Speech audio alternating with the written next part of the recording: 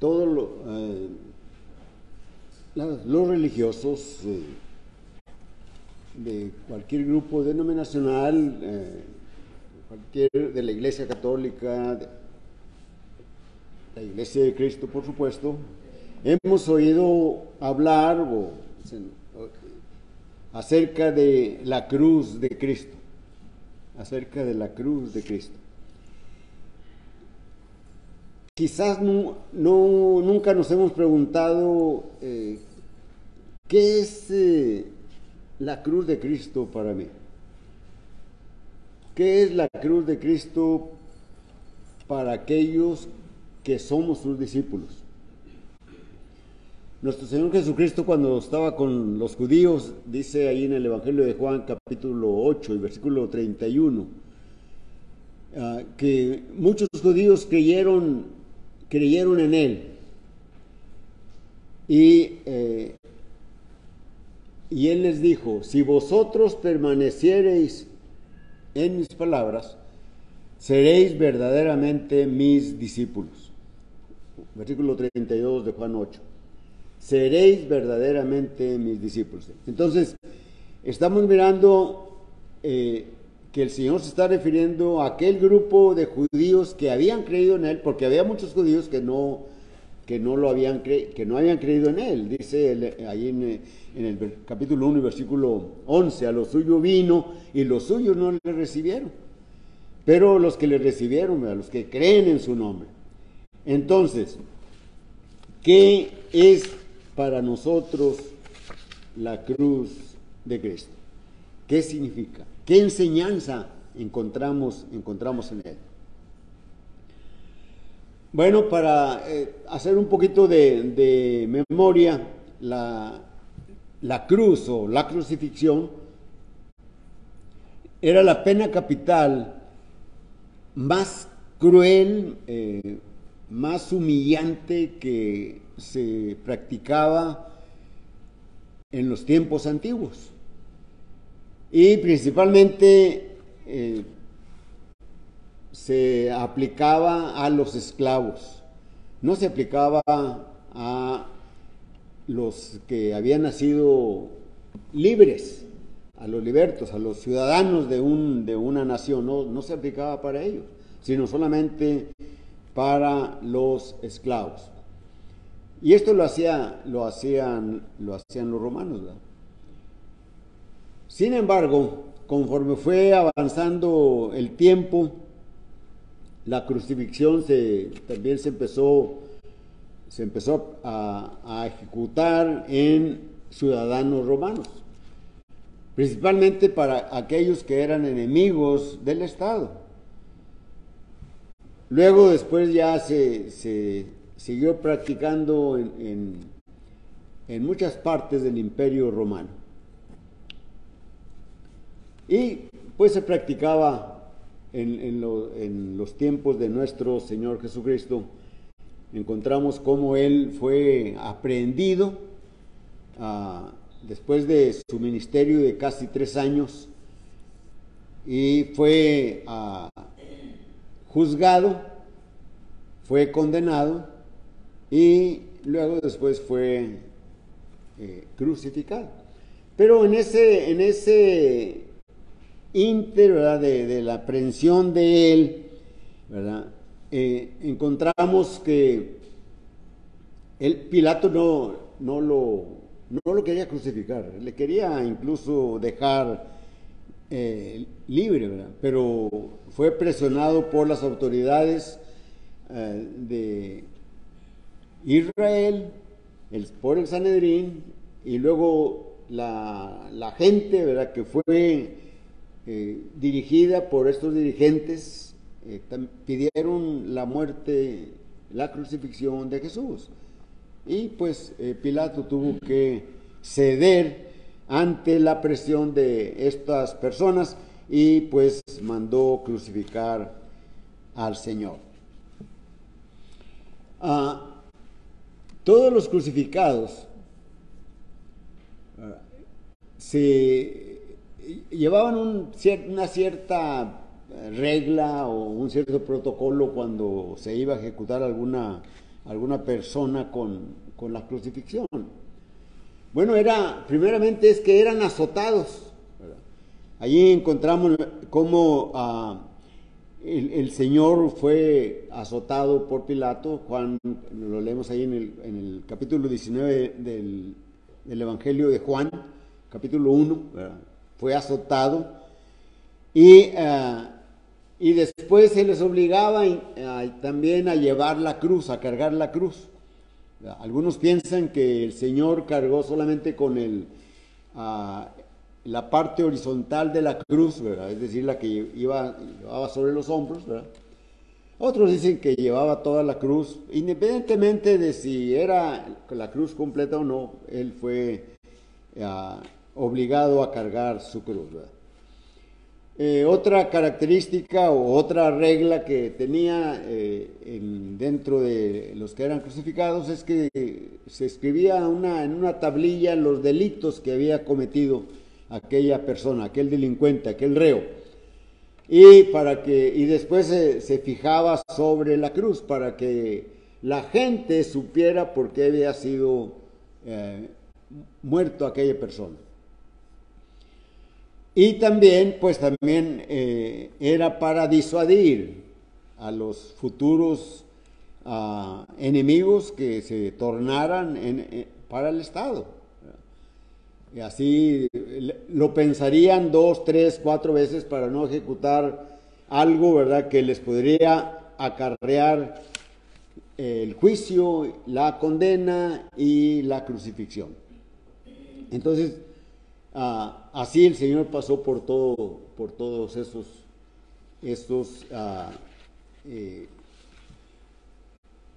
pasos. Pero hay una cosa, ¿verdad?, que debemos de recordar. En el libro de Deuteronomio, capítulo 20 y versículos 21 y 22, dice la Escritura que si alguno era colgado de un madero, dice, no dejarás su cuerpo allí colgado para cuando llegue la noche, sino que le bajarás y lo sepultarás para que no contaminen la tierra que yo les he dado. Miren así dice textualmente. Dice el versículo 22, si alguno hubiera cometido algún crimen digno de muerte y lo hicieres morir y lo colgareis en un madero, versículo 23, no dejaréis que su cuerpo pase la noche sobre el madero. Sin falta lo enterrarás el mismo día, porque maldito por Dios es el colgado, y no contaminarás la tierra que Jehová tu Dios te da. Es maldito el que es colgado en un madero. ¿Por qué maldito? Esa persona, ¿verdad?, se le eran quitados todos los derechos en este caso, de las leyes, de los privilegios que tenían con Jehová, con Dios. Así que era maldito, no alcanzaba ya nada. Y podemos pensar que el Señor fue puesto en esta situación. Él fue sacado fuera, ¿verdad?, y allá, cuando llegó al lugar donde iban a crucificarlo, ¿verdad?, le tiraron al piso, a la tierra, ¿verdad?, y clavaron sus manos sobre el travesaño horizontal y luego sobre el palo vertical clavaron sus pies. Luego lo levantaron y lo pusieron allí en ese hoyo que habían preparado y le taparon y quedó firme allí. Y ahí está el Señor, ¿verdad? Él hizo eso por nosotros. Jesús incluso lo había dicho que Él iba a ser levantado. allá en el Evangelio de Juan, capítulo 3 y versículo 14, versículo 14, él dice que si fuere levantado, atraeré a todos a mí mismo. Así dice, así como Moisés levantó la serpiente en el desierto, así es necesario que el Hijo del Hombre sea levantado. ¿Sí? Y luego lo vuelve a decir en el capítulo 14 y versículo, en el capítulo 8, perdón, y versículo 28, ¿verdad?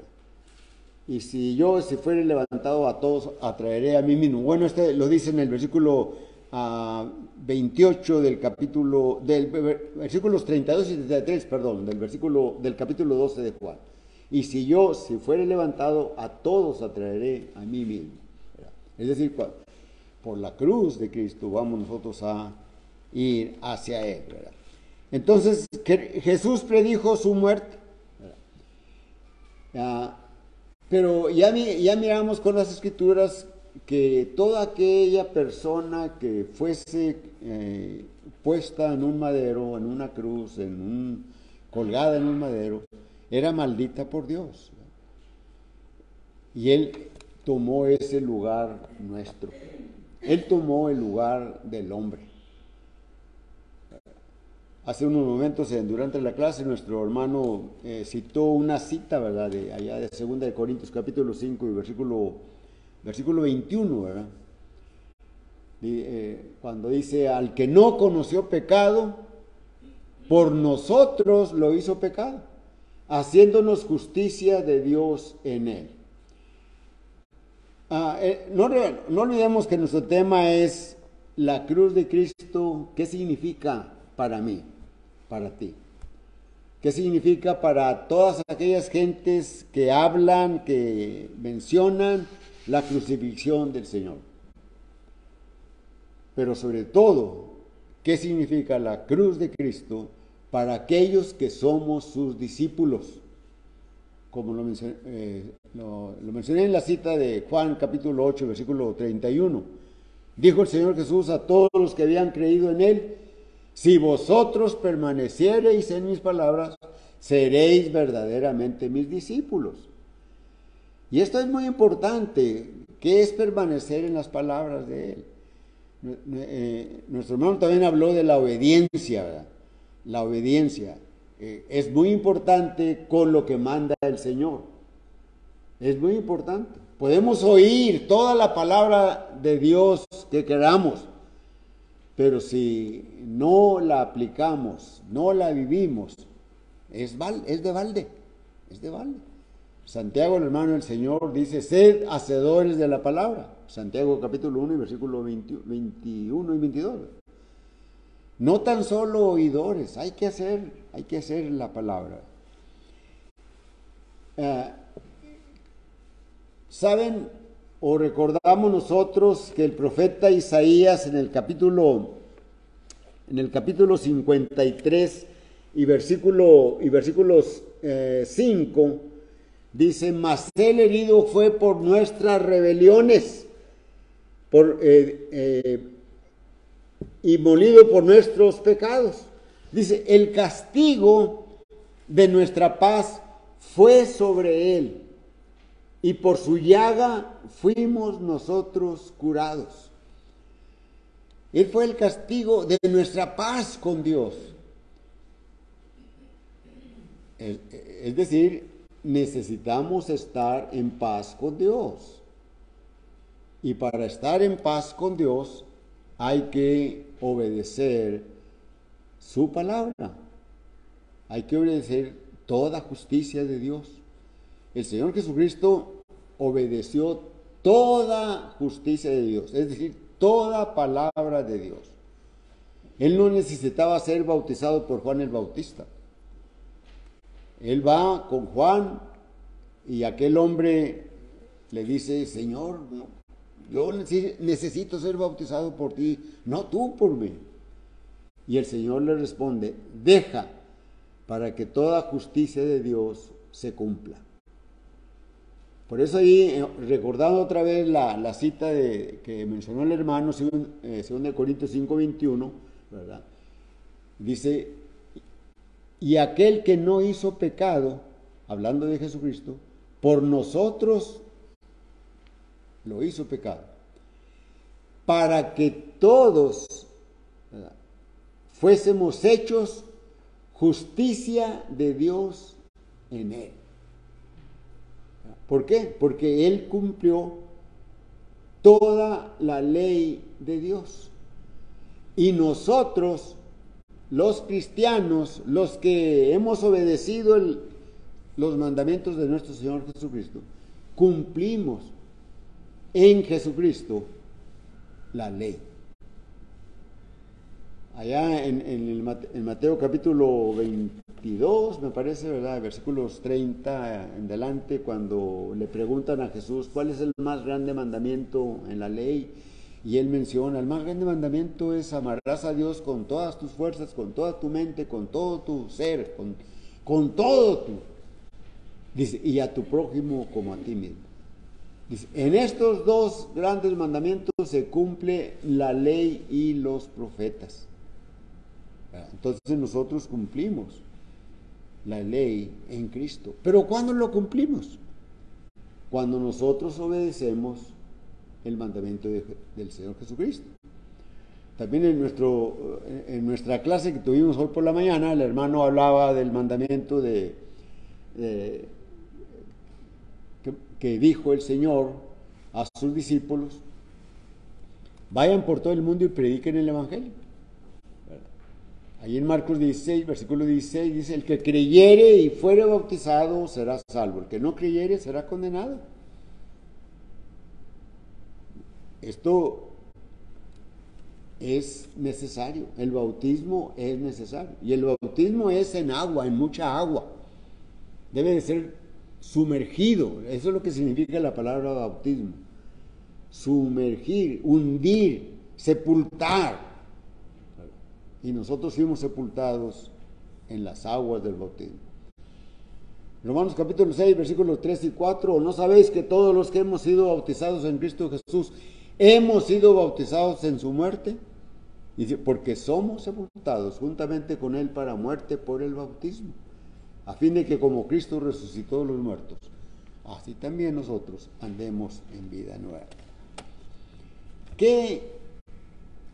Con todo esto que miramos de lo que es la crucifixión, lo que es la cruz, y miramos que Isaías dice que Él tomó nuestro lugar, ¿verdad? Por su llaga fuimos nosotros curados, etcétera, etcétera. Todo el capítulo 53 del libro del capítulo 53 de Isaías, encontramos allí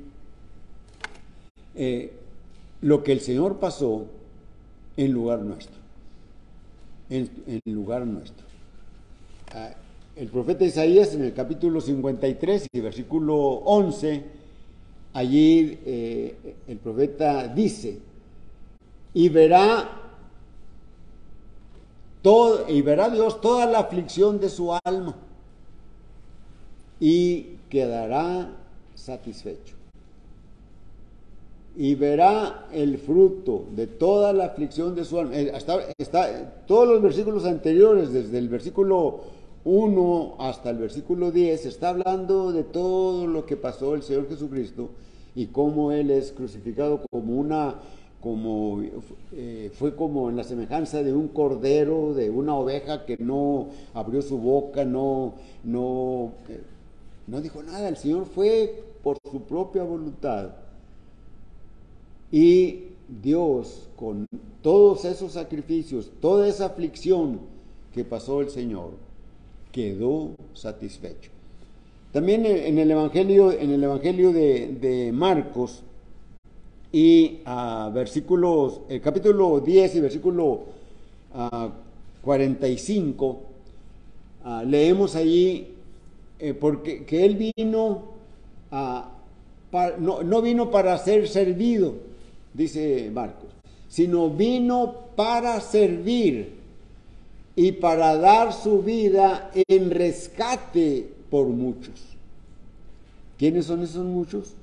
Aquellos que obedecen el Evangelio, aquellos que obedecen los mandamientos, aquellos que cumplen con la palabra de Dios. Entonces, esta es la introducción, ¿verdad? Vamos a mirar tres puntos de qué dice la cruz para mí. ¿Qué me dice? ¿Qué me enseña? ¿Qué me manifiesta?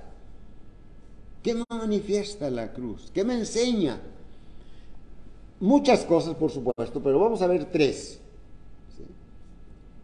La primera enseñanza o la primera manifestación de la cruz de Cristo, miramos el amor de Dios para con nosotros. En el Evangelio de Juan, capítulo 3 y versículo 16, un versículo que todo el mundo, la mayoría del mundo sabe de memoria, ¿verdad?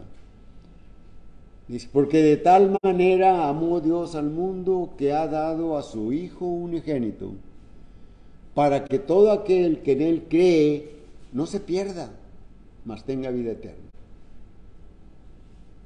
Y muchos se aferran a este versículo cuando dicen, Dios no me va a condenar. Él me amó, Él me ama y dio a su Hijo a morir en la cruz por mí. Él me ama y es el amor. ¿Cómo Dios, que tiene tanto amor, me va a mí a condenar? Pero ¿por qué no miramos también que Dios es justicia? Dios es justicia. En 2 Corintios capítulo 5 y versículo 10, el apóstol Pablo, escribiendo a la iglesia de Corinto, dice, porque es necesario que todos nosotros comparezcamos ante el tribunal de Cristo y recibamos de acuerdo con lo que hayamos hecho, recibir aquello que hicimos, ya sea bueno o sea mal. Si nos portamos mal, si no obedecimos a Dios, si hicimos a un lado sus mandamientos, pues vamos a recibir la parte que corresponde a eso. Pablo escribe a los tesalonicenses en su segunda carta y en el capítulo 1, ¿verdad? Desde el versículo 7 en delante, cuando dice, y vosotros que sois atribulados, daros reposo a los que son atribulados, a los cristianos. Dice, con nosotros, dice el apóstol Pablo, cuando se manifieste el Señor Jesús desde el cielo con los ángeles de su poder. Versículo 8, en llama de fuego. Y luego aquí viene lo duro. Para dar retribución a los que no conocen a Dios ni obedecen el Evangelio. Ni obedecen el Evangelio. Es lo que dice aquí la Escritura. El Evangelio de nuestro Señor Jesucristo.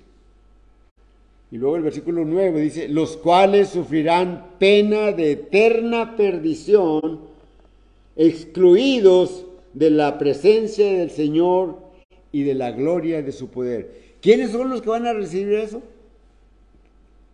Los que no hicieron lo bueno, los que no obedecen el Evangelio, los que no creyeron en él. Y entonces, ¿dónde está? Dios es amor. De tal manera amó Dios al mundo que ha dado a su Hijo unigénito. ¿Por qué no ven este versículo, estos versículos? El bautismo es necesario para la salvación. Los pecados nos separan de Dios. Y ya miramos allí en el versículo 5 de Isaías 53, ¿verdad? Que Él llevó nuestros dolores y sufrió por todo el quebranto de nosotros, ¿verdad? ¿Por qué? Porque el segundo punto, ¿verdad?, es que la cruz de Cristo me dice manifiesta, me enseña mi condición espiritual delante de Él, delante de Dios. ¿Cómo estoy? ¿Cómo estoy yo delante de Él? Cuando yo era joven, yo era religioso, ¿verdad? Era miembro de una denominación de la Iglesia Metodista cuando era joven, como desde los, recuerdo, 7, 6 años hasta los 17, fui más, digamos, fiel. No aprendí mucho, ¿verdad? Pero era religioso. Y yo pensé, yo pensaba, razonaba, yo estoy bien delante de Dios. En cualquier grupo religioso que hablen de Dios y que vaya uno y que asista, es suficiente. Con que tengas a Cristo en tu corazón, es suficiente. Pero la Escritura no dice nada de eso. La Escritura no dice nada de eso. Podemos sacar, tergiversar las Escrituras, ¿verdad? Pero el bautismo es un mandamiento de nuestro Señor Jesucristo. Y todas aquellas personas que recibieron mandamientos de Dios explícitamente, ¿verdad?, los hicieron tal y cual como Dios lo dijo. Noé, ¿verdad?, sabía que Dios iba a terminar con toda su creación, pero que él y todos los que convenciera se podrían salvar si hacían una arca de madera y le da todas las especificaciones, les da medidas y demás, de qué largo, de qué ancho, de qué alto, cuántas divisiones, cuántas puertas, o una puerta, una ventana, etcétera. Le dijo cómo debía de hacerla. Y dice Génesis capítulo 6 y versículo 22.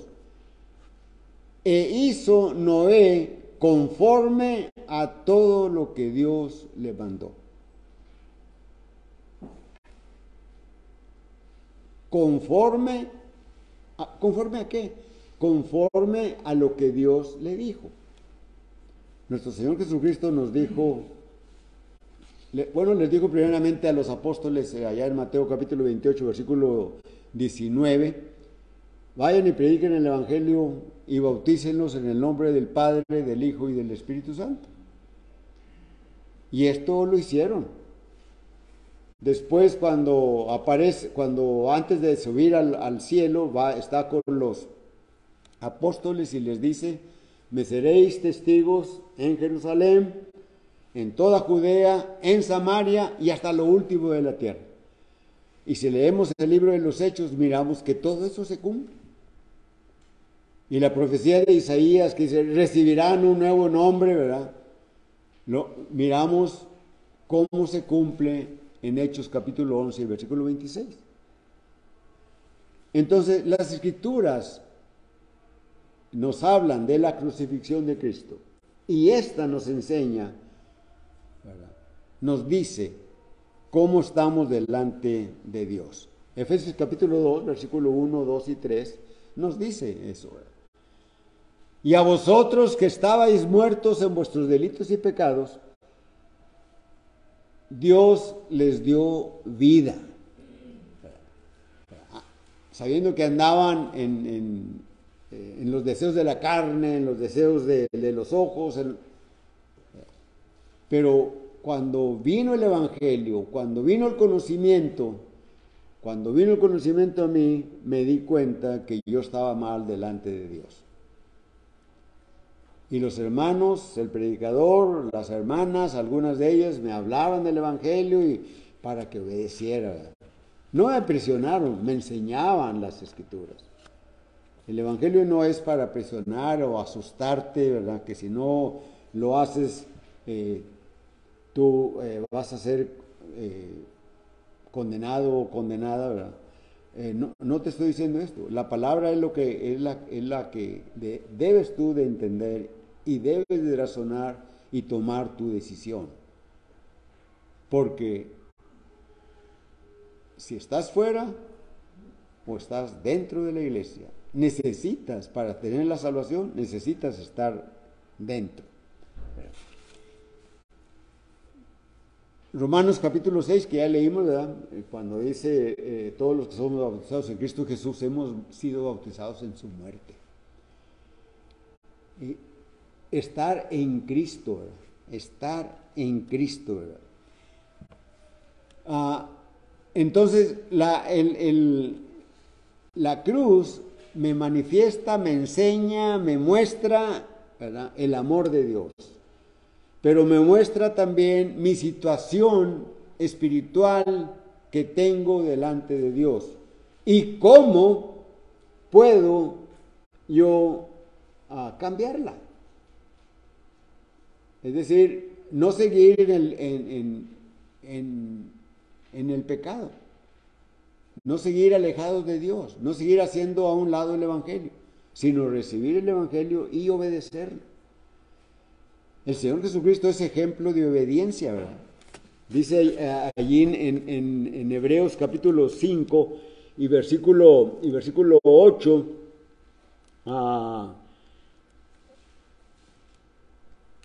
dice, y aunque era hijo, por lo que padeció, aprendió la obediencia. ¿Sí? En el versículo 7 dice, y Cristo en los días de su carne, ofreciendo ruegos y súplicas, con gran clamor reverente, al que le podía librar, fue oído a causa de su amor reverente, de su temor reverente, y aunque era hijo, por lo que padeció, aprendió la obediencia. Y luego dice el siguiente versículo, y habiendo sido perfeccionado, vino a ser autor de eterna salvación. ¿Para quién? Para todos los que le obedecen.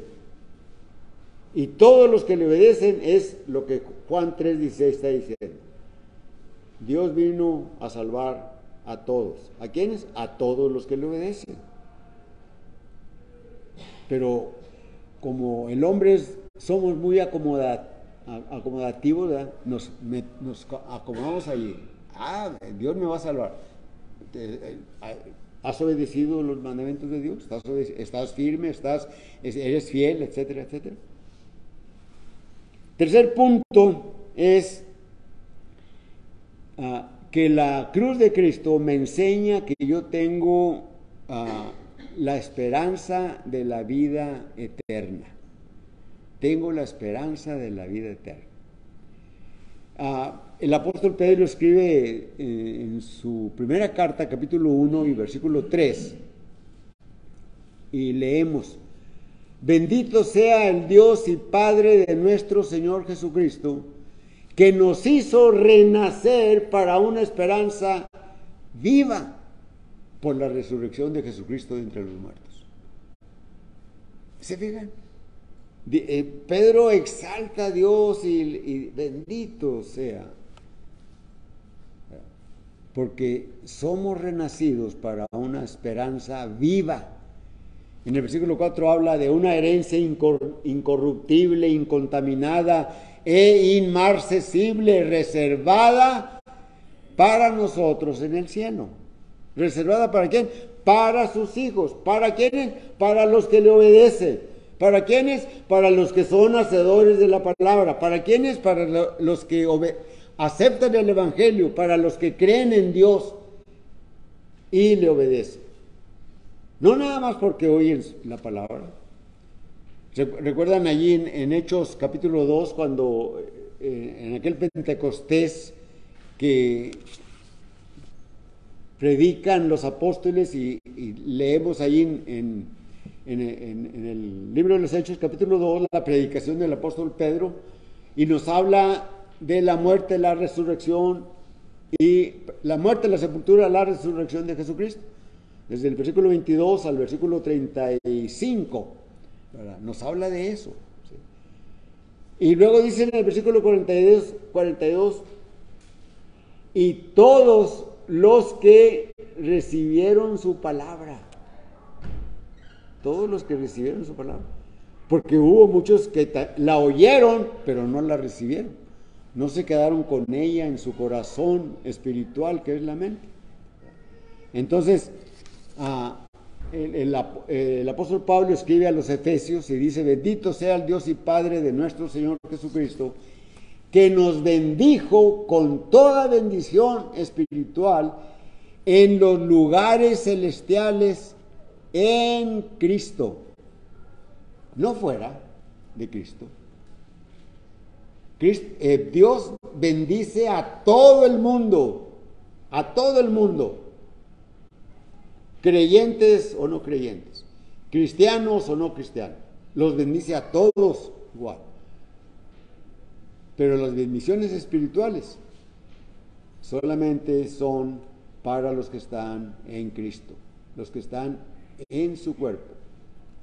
Allá en Mateo capítulo 5 y versículo, me parece que el versículo 47 y 48, ¿verdad? Cuando él dice: Dios hace salir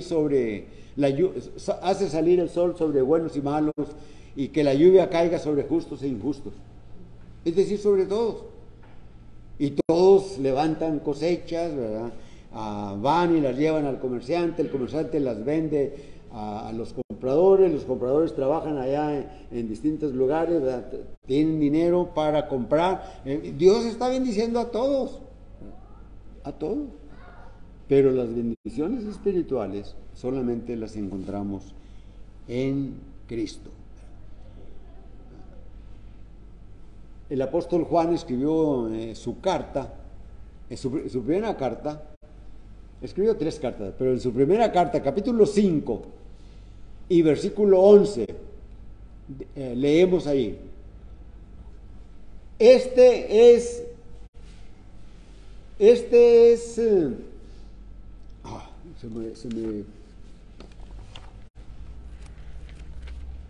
se me olvidó esa palabra, testimonio, se me olvidó la palabra. Y este es el testimonio, que Dios nos ha dado vida eterna. Ese es el testimonio de Dios. Y un testimonio es algo que es cierto. Ustedes probablemente hayan estado en algún juicio, ¿verdad? Y están juzgando a alguien, y viene uno y da testimonio de aquella persona, un testimonio a favor de aquella persona, y se acepta como bueno, y entonces ya, es todo. Un testimonio es algo que dice que es cierto aquello que está allí, o que se vio allí, o que pasó allá. Y la Escritura nos dice, y este es el testimonio, que Dios nos ha dado vida eterna. Y luego dice, y esta vida está en Jesucristo, está en Cristo. Así que debemos de entender esa enseñanza. Así que la pregunta en esta mañana, ¿verdad? Pilato les dijo al pueblo: ¿qué haré de Jesús el Cristo? Crucifícale, crucifícale, crucifícale. Y gritaba todo. Pero él no ha hecho nada. Crucifícale, crucifícale. Y el Señor fue crucificado por ti y por mí. En esta mañana, la pregunta es: ¿qué vas a hacer tú de Jesús el Cristo? ¿Qué vas a hacer cuando ya entiendes estas enseñanzas acerca de la cruz de Cristo? Acerca de que nos manifiesta el amor que Dios tuvo para con nosotros. Nos dice, nos enseña nuestra condición espiritual que tenemos delante de Él. Y también nos enseña esa grande esperanza que tenemos, la vida eterna. Así que, ¿qué vas a hacer tú de ello? De esta enseñanza, de estas enseñanzas. La invitación es la palabra del Señor. Pero cantamos un cantamos un himno.